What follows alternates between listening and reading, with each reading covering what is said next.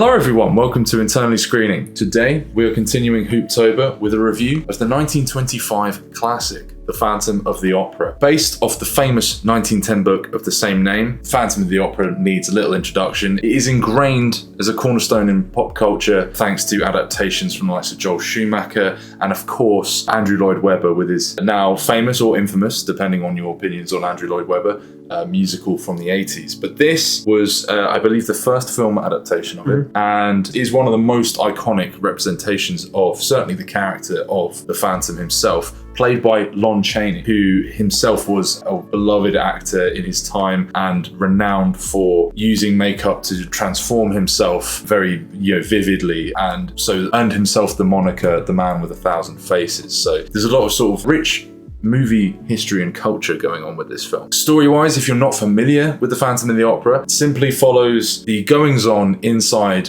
one of the famous Paris opera houses amid rumours that there is a ghost haunting the halls there and kind of cursing productions. At the beginning, we see one of the understudy dancers, I believe, being written letters to from the Phantom himself, saying that he wishes for her to become the main star and threatening the main star to leave, otherwise there will be dire consequences. As the film progresses, those dire consequences come to fruition. Characters investigate the Phantom, whether he is myth and whether he is living within the confines of the opera house itself. So yeah, it's a kind of mystery thriller with a little sprinkling of horror dust in there.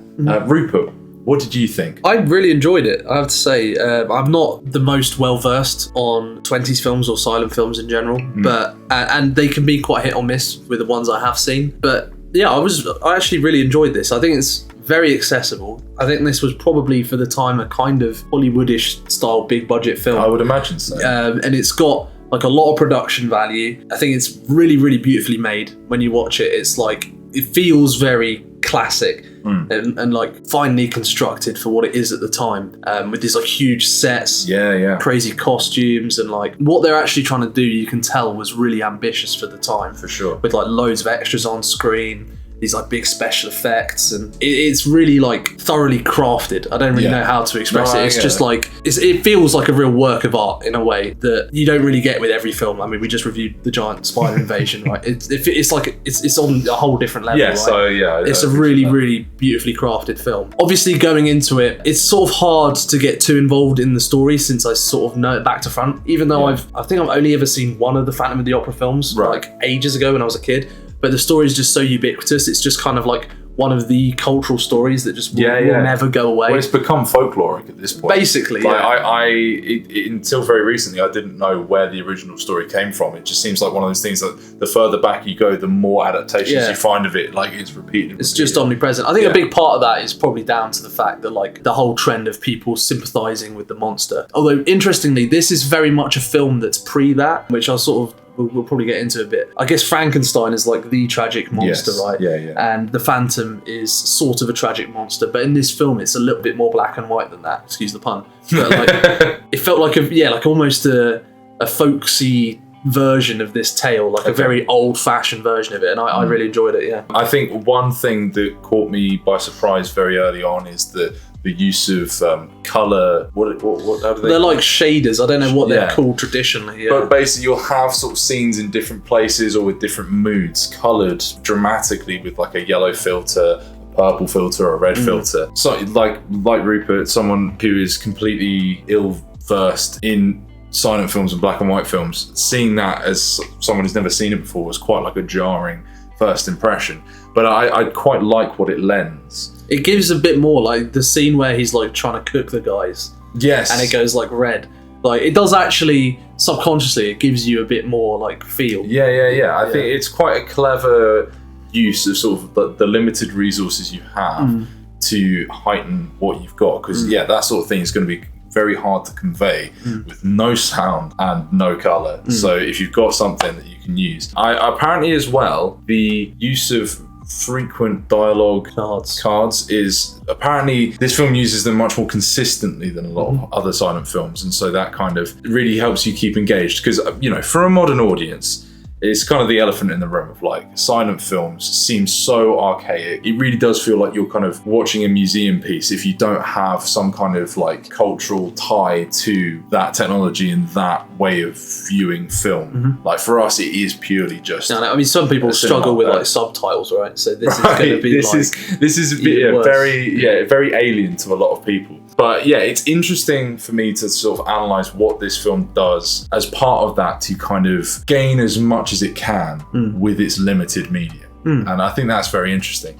And yeah, like I did find it kind of hard initially to connect with the film for those reasons, for the constraints of the medium. But look, in hindsight, I've actually, I like you, have kind of come to appreciate it more. And there's a specific kind of atmosphere that the film creates that I think is very affecting. Yeah, I guess it kind of reminds me of like a sort of, there's a kind of Dracula-esque thing going on with it. Like, I mean, this is, the original story is early 20th century and all those stories would have been late 19th century. So there is a sort of Gothic crossover, or like maybe we're like the tail end of the Gothic era in that way. I think Lon Chaney is fantastic. And that's another thing that's hard to evaluate with modern eyes is how do we appreciate a silent acted performance when there's so few of the aspects that we normally gravitate towards and sort of latch on to. I mean, I think that's the great thing about Lon Chaney is he has such an iconic sort of face and body movement. This is the first thing I've ever seen with him in, but I can just tell that he's iconic. Yeah. Like he has a kind of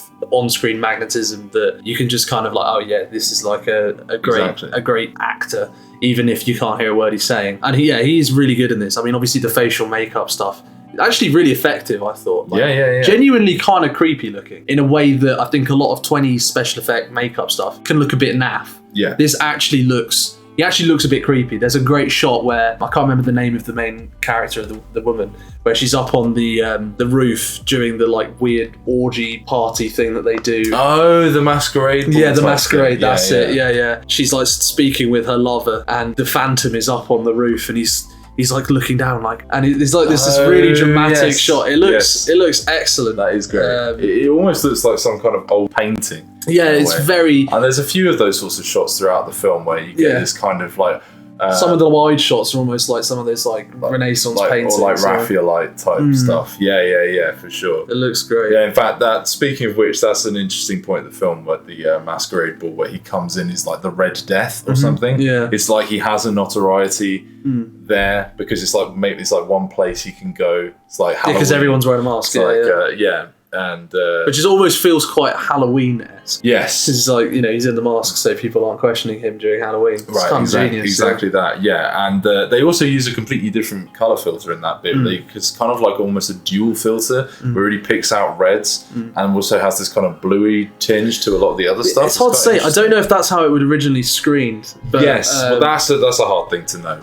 But I know I'm pretty sure they did use color filters when projecting a film, right? Because you can just put the sheet in front of it, right? But I don't know if that's like some restoration thing. Either way, I mean, the version of the film we watched, it just looks great. I don't think there's ever like really an ugly moment. I like that when we're down in the dungeon with the Phantom, everything is in this like lurid purple because it kind of evokes ideas of like the lust and like the kind of delusions of grandeur that he has, and like he kind of sees himself in this kind of powerful role that he can kind of manipulate people from this place of isolation, but he obviously has this sort of tragic story of being outcast, and so a lot of that kind of talk seems to be a means of kidding himself into that belief. I think it's just something that I struggle to connect with in this film is that it doesn't really explore the Phantom's sort of tragic villain role in the way that is almost sort of the entire focus of like modern versions, right? Yeah. Because the sort of tragic monster is just like the thing. It's so popular. Everybody loves villains to the point where I think he's basically just a good guy in most of the new ones. Okay. Or just like straight up, there's someone else is the villain and he's like basically the main character. Well, Beauty and the Beast is basically this, but inverted. Exactly, yeah. I think it's fine that he's still a villain, but the film doesn't really kind of explore the pathos of the character very much. It kind of just says, oh, he's ugly and he hates everyone. Well, they do hint at it, right? Because they talk about like, oh, he was a madman who was like sent to this island. Oh, yes. Yeah, or something like that. It's all sort of told in sort of like fables. Yeah. But never really fully like gone into in any meaningful depth. Yeah, and the film basically, you know, I guess spoilers. I don't know what to say if you don't know the story of the Phantom of the Opera. They just kind of like chase him out, and then he like gets chucked in the Seine. Or whatever. Oh yes, yeah. And it's like the end. Yeah. And like the lover, who is not really a very interesting character, just kind of like, you know, saves the girl. Yeah. I guess that's another sort of small criticism I have of the film, is that a lot of the characters, and this is actually a thing for a lot of silent films, but a lot of the characters are sort of very tropey and like purposefully one-dimensional, right? Yeah. It's like, I'm this dramatic person, because, you know, it's a lot of acting with your body and acting with your hands, and you don't ever really connect with them, so it is sort of quite a disconnected experience watching it. But that said, it's sort of hard to watch this and sort of not get swooped up in the sort of, for lack of a less cheesy word, but like the magic of it. Right, yeah, I get you. Yeah, for me. In terms of a character I did quite enjoy, though, again, still quite one-dimensional, was our investigator. Oh, he was great. Because he was just funny, because it was like such a meme. He was like, oh, you've been looking for the secret entrance. Yeah. That was great. He's such like a red herring character early on. Yeah. Like the first sort of sightings of the Phantom, people are like running away down a staircase, and then he appears at the staircase going... And I love the like weird, I can't tell if it's like a joke, but the thing of them walking around with like their arm up, because there's this whole thing about the Phantom. Oh, like grabbing you with the noose. He kills people by like dropping the noose and pulling them up. Yeah. I love that whole section of them like walking around. Yeah, it's kind of brilliant. That's quite fun. But yeah, he's been lurking the whole film, and then he's like, hey, I'm actually super useful. I've been investigating this shit the whole time. I love that. That's sick. Great. Okay, let's go. And then he fucking stacks it into a hole and nearly gets cooked alive. And then he nearly gets drowned to death. Yes, he does. There's quite a lot of these sort of perilous moments, which I guess is the kind of dramatic high point of the film. Yeah, the last sort of section of the film is quite intense and exciting. Yeah, because you've really been building towards it. And I guess it does a pretty good job of sticking the landing. He's kidnapped the woman he has fallen for, and she's in his like sort of lair. He's like sort of pulling levers and controlling shit from his like evil fortress of solitude or whatever, and kind of been like, yeah, look how much I can fuck with your dude, like he ain't shit. Yeah, because they've come to rescue him. He's got them like trapped underground. Yeah, and then she's like, oh, release him. She's like, oh, okay, and then puts him in like they escape into like another thing. But then that thing starts flooding, and it's like, oh. That flooding scene, by the way, was pretty intense, the way they filmed that, because it obviously was all practical. No idea how they got a camera to do that. But like the scene where like all the water's like rushing in, and there's like the barrels, it's like, holy shit, how the fuck did they pull that off? It's very well orchestrated. And then you have a kind of classic town full of people with pitchforks and torches going out and chasing him into the Seine. But yeah, no, it makes for a very gripping finale. It's just quite a satisfying film. Yeah. Even if there are sort of like limitations to my enjoyment that are maybe sort of unfair, you know, it's less easy to connect with 1920s silent films. There are exceptions, like, I don't know, Charlie Chaplin. Right. It's kind of like the gold standard for me, because like those films have like real depth to them, and they're really funny, and the characters feel sort of very rounded, despite the fact you have all these like technical limitations. This doesn't quite have that sort of character and charm to it as something like that, but it is still really entertaining, which I think is not easy to do, because I've seen some other silent films that are really boring, and this just wasn't boring. No, not at all. No, it really had like a captivating atmosphere to it, and I think as simplistic as that kind of summation is, it is the kind of the magnetic factor for me, kind of the thing that drew me in and maintained my interest throughout. You know, it kind of shares that gothic atmosphere with many of its sort of, you know, late Victorian contemporaries, you know. So at the end of that, Rupert, what do you reckon you'd give out of 10? I'd give this a 7 out of 10. I probably wouldn't if you were looking for your first silent film, I wouldn't necessarily go for this. Even your first horror silent, I'd probably still go for something like Nosferatu, or something like that. Yeah. But if you just love the Phantom of the Opera, or you're sort of interested in the tale, or you just want like a high budget for the time silent movie, this is just a solid pick. And it's kind of got that spooky horror atmosphere to it. Yeah. That it's worthwhile. For sure. And I think it's in the public domain, so... It is indeed, yeah. Apparently they forgot to renew their license for it, so it went into the public domain way earlier than it should have. But there you go. Good stuff. That's a victory for us, I suppose. Yeah. I would probably go a little lower. I'm feeling more of a 6 on this, but that's largely just because of that kind of gap to my connection with it. But yeah, I certainly appreciated it more in hindsight, and, you know, I did get a lot out of the experience, but there is that kind of degree of separation between, you know, my perspective, my inherently modern perspective, and something this historical. And perhaps with watching more black and white silent films, I will kind of get more acclimatized to this style, and in the future this may, I may have a completely different experience watching this film than I do now.